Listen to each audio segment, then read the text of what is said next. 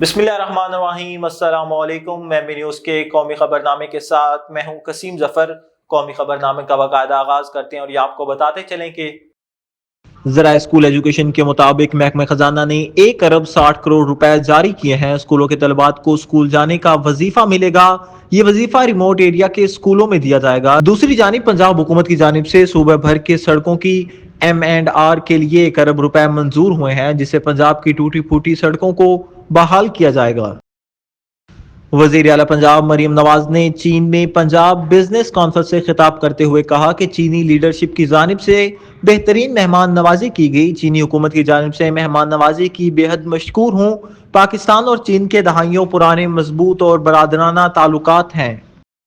آگے بڑھیں اور آپ کو بتائیں، چیمپئنز گدا گاڑی ریس میں متعدد ریسرز نے حصہ لیا۔ ریس کا فاتح لیاقت باد کے عارف کا گدا سرتاج رہا۔ دوسری پوزیشن چٹا استاد اور تیسری پوزیشن ندیم نے حاصل کی۔ ریس کے فاتح کو ٹرافی اور 1 لاکھ روپے بطور انعام دیا گیا، جبکہ رنر اپ کو 50,000 اور تیسری پوزیشن حاصل کرنے والے کو 30,000 روپے دیے گئے۔